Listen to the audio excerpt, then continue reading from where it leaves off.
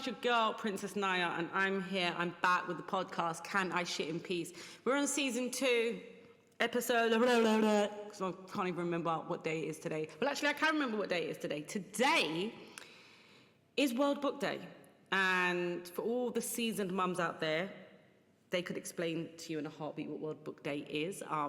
World Book Day is a day where you send your kid in with their favourite book and they have the opportunity or the chance to dress up as their favourite book character. It makes me remember when Kizzy was in Rainbow class, that's nursery, and she wanted to go as a ladybug, miraculous ladybug, which I'd never heard of at the time. Definitely thought it was just a standard ladybug until she was telling me that the ladybug had blue hair. And I quickly researched and found her, the whole outfit and the wig. She was just turned 4, I think, at the time. Yeah, probably just turned 4. Or was she 3? No, she was 3. She was actually 3. Was she 3? Oh gosh, it's like, she's only 6. You'll think I'm trying to think back 20 years. Anyway, I remember her. I remember the day specifically because she had this little wig on and it looked like a lace front. It was giving me real yardie vibes, and I loved it. And I sent her in, and when I picked her up, the nursery teachers were so impressed because they said Kizzy kept her wig on all day. And with that, it just made me realise that Kizzy is about this life. She is about all of the fuss. She's about absolutely everything that comes along with the fun of life.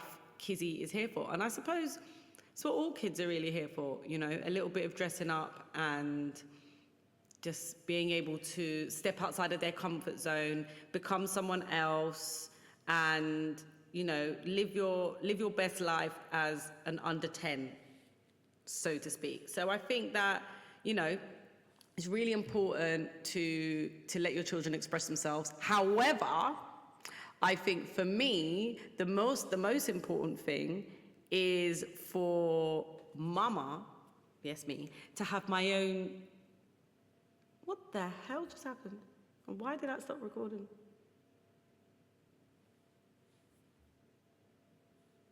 It's not stopped recording. Oh my gosh, I'm so sorry. This is that. I'm telling you, I need sleep. I thought the podcast stopped recording, but it hasn't stopped recording.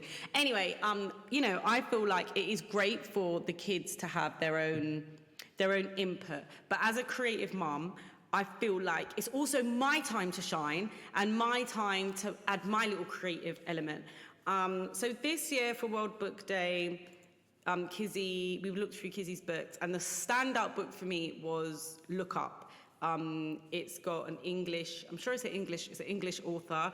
I definitely know the illustrator is. The book got bought for her by her auntie Shani a couple of years ago. And when we read the book the first time, it really was amazing. The main thing that I really loved about the book to begin with was just the fact that the girl had hair that was similar to Kizzy, so she could look in the book and see representation of herself. You know, previous to this, I told you, was doing lace front to be miraculous. So this year, it was really good to say, oh, look, maybe you could be Rocket. And when Kizzy said, yeah, I could be Rocket, she was really excited. She asked me, what is the outfit going to look like? So, you know, some mums do handmade stuff. Shouts out to Istani Dork. She always handmakes her children's World Book Day outfits, costumes or whatever. And they look absolutely amazing. And she always says, if it's not homemade, it's not really that real. So I looked at how I could make an outfit myself, and then fast and furiously said, absolutely not. I cannot make a helmet, and I'm not making an orange jumpsuit. That's not where my creativity lies. I'm going to leave that well alone. And I've done what every other mum probably does in the world, and I jumped on Amazon and started to have a look at what costume I could order. So I literally put in spacesuit, and then I also put in astronaut suits, and I just put in loads of different stuff. The thing that got me stuck the most though was the glasses, because I couldn't describe the kind of glasses that I wanted. I wanted the big round rims. So I was putting in round rim glasses and nothing was coming up. Anyway, the funniest thing is that what came up was wizard glasses and nerd glasses, and that's what came up. They needed to be white, couldn't find a white pair. The only white pair I could find came in a multi-pack, and I said, Nyah, calm down, this is not that serious. So her dad went and got spray paint, and we spray painted a black pear white. So yeah, it was a really nice lead up to World Book Day, because Kizzy was a part of it all. She really got into character. The day before, I took the pictures because I didn't want to do them on the morning because it's a bit of a rush job. So I got her all dressed up and stuff, and yeah, she really thoroughly enjoyed it. Asked me to partake. Well, I suggested should I partake and be the mum in one of the pictures, because I obviously, you know me, I love a photo shoot, and I got myself involved. So really did itch one of my little creative spots as well. So it was really nice for us to do something together, and the fact that she really enjoys it makes it much easier. I think, you know, having a child that likes to do stuff that you do, it's nice. It's nice, it's rewarding. And, you know, it's something you can do together as like a couple, well, mum and daughter, mum and son or whatever. The thing that jumped out to me though today was like, so we've gone to the school and we're waiting to go in. And as we've gone in, it was great for Kizzy because one of the teachers said, "Oh, I know you are, you're a rocket, that's my favourite book," which was really nice. So it kind of gave her a little bit of validation. But what stood out to me the most was I saw like a few kids that weren't in costume, and it made me think, the first question was why? And I immediately thought to myself, yeah, but you know, not everyone can afford fancy outfits, and not everyone is talented to spend time making something on their own. Like, some kids don't even have books at home. So how much pressure is being put on to the children and the parents to fit into a World Book Day that potentially could be quite alienating for kids? Like, you know, there was a little boy and he's crying, and you can see his dad's in his ear, and I don't know what his dad is saying, but you can see that the dad has bent down and he's in his ear, like telling him something. And I don't know if it's like, you know, we're not partaking in this shit, I've told you, so stop crying, or I'm sorry I forgot, because some parents just randomly forget because we're fucking busy. I don't know what he was saying to it, but the child was distraught and he was in his little grey pants, and my heart bled for him because I thought, oh, poor little thing, man. Like, did you want to partake and your parents just said no? Or did they forget? Or, you know, what happens? And what is in place in the school for the kids that support them if they want to join in while they're in school? Like, what is that? Is this such a thing? Like, you know, I don't know. And I just feel like, is this a me problem? Like, is this me just being false? Or like, do I speak to the school and say, you know, maybe they should offer parents that need help getting a costume for their kid, other parents, if they're happy to make something or donate something? Is there a space? Is there a space for other mums to offer outfits that they've got? Even like when your kids get older, obviously your costumes are not fitting the kids forever. Like, is there a place in school where do they have like a World Book Day chest where the kids with no outfit can go and then grab an outfit? Or is that just humiliating, and is that embarrassing? Is that like, yeah, your mum don't care about you. You gotta go to the chest. Like, how would that be received? I don't know, it's just a question. Very big question. But yeah, thanks to everyone that's jumped on my social media and given me some feedback about my photos. You know, I love it. I've had quite a few comments of parents that are past the World Book Day vibes now and saying that, you know, they do miss it because it was time for them to, you know, turn up. And I agree. You know, maybe we should do an adults World Book Day party, and every pussy can come to the dance in their World Book Day outfit. Do you know who I'd go? I think I'd go as Kizzy from Roots. That's who I'd be. Man would be outside in her Roots outfit, doing the most.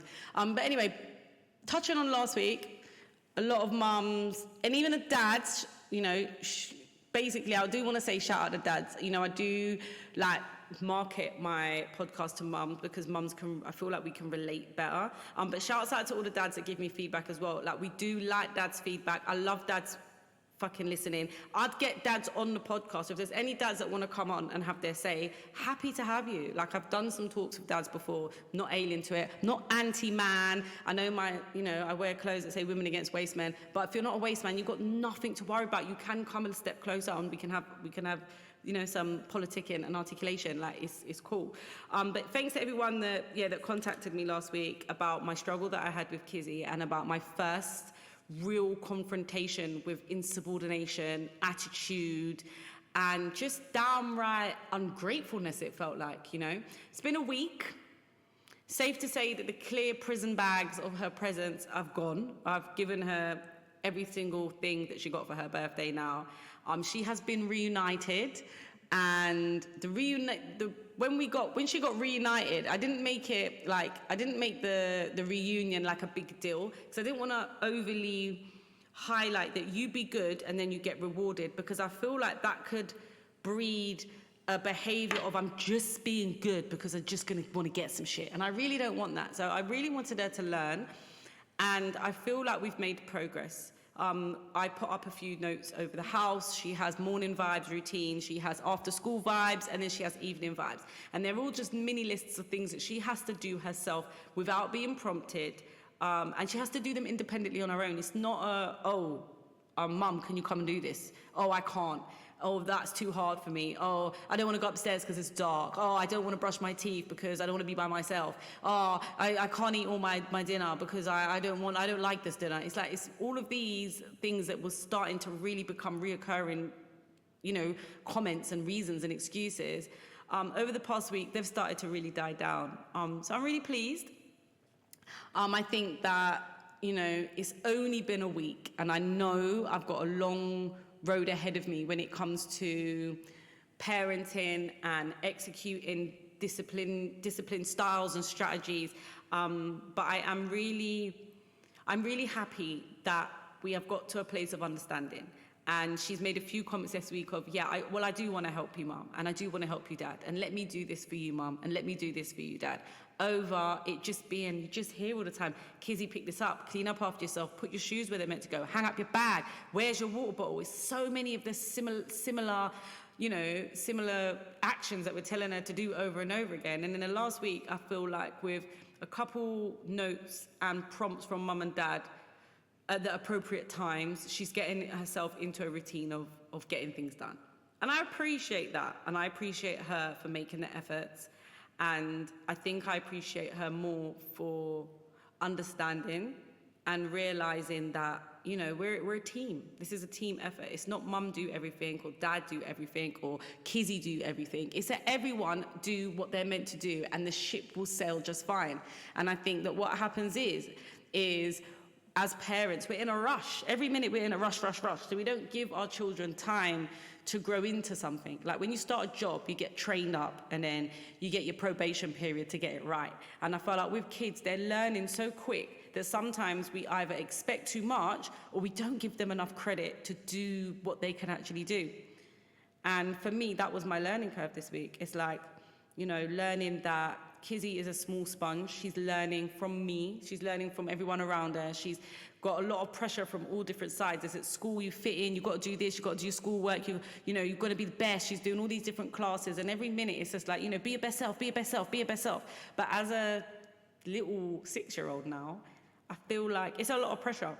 So I'm trying to step back from the over encouragement and allow her to just be and kind of meet her where she is, if that makes sense. And not be too, I don't know, just too on her. And that's on her for both things, that on her for the great things, but also equally on her for the things that might not be so good. Because it's really, really tough. Like, I feel like when I was younger, I remember people saying how good I was at stuff. Like, I used to do dance class back in the day.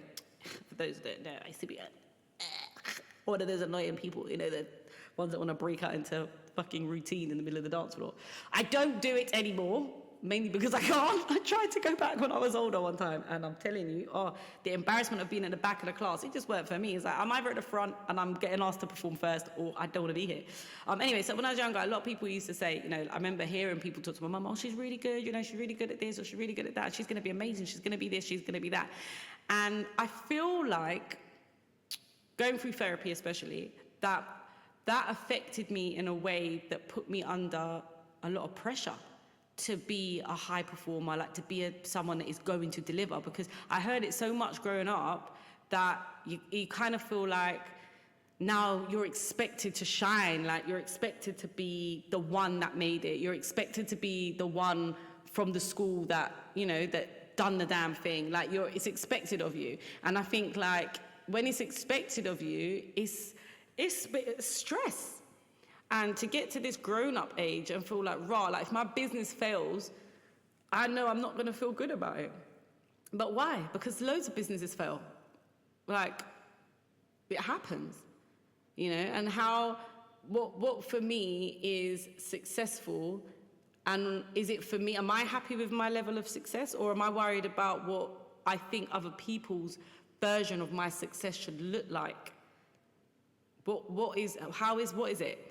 And for me, I have this niggling feeling that over my life, because I was always told certain things, that it set me up to really, really, really want to succeed by any means necessary. And the older you get, you start thinking, am I really, really far away? Like, am I, like, you're not even clocking all your local achievements. Like, there's so many achievements, so many, but none of them mean anything when you're racing to this finish line of the next thing, and then the next thing, and then the next thing. And then you don't get a chance to really immerse yourself in the current accolade, because you're so busy worrying about what's coming next. I remember when I done Frontline, and all everyone could talk about was, what's gonna come next? But what are you gonna do next? But what are you gonna do next? But you know you need a follow-up, right? You know you need a follow-up. So I was with the boys, Ill Blue, in the studio, and it's like, we need a follow-up. And my song is like bussing all over the United Kingdom. I've got shows coming out of my arsehole. And instead of just enjoying it and working that song, I spent a lot of time figuring out what I was going to do next. And then I done Big Boys. And then it was the same thing again, but then what's going to come next? Then it was Hooligans. Then I had a whole EP. And then again, what's coming next, Nyah? What's coming next? And that pressure to me just made me just drive in the lane of what's next. And I didn't really park up. I didn't do a pit stop, didn't stop at the drive-through and get out and say, fucking well done, man. You've done a fucking epic job. And I think that learning that through my adult years is making me realize that I want to make sure that Kizzy gets to enjoy her mini accolades, live in the moment, hold on to how it feels, and don't lose sight of the fact of everything, every small thing is an achievement. It's all you're achieving every single day. You're learning, you're growing, you're becoming who you are, and do not feel pressure to be the best version of yourself if that's what I want as a parent, as opposed to, is that what you want as a child? And try and not have her have that extra, the extra, oh my God, Kizzy's gonna be a star. Because then is that pressure for her because that's what we want for her? Because what do you want for you? And I think that's gonna be that's my thing. That's my next lesson. That's where I'm traveling through at the moment. That's what I'm trying to work out. So yeah, I'd be interested to hear what versions of your childhood you don't want to inflict onto your children growing up, and how have you figured that out?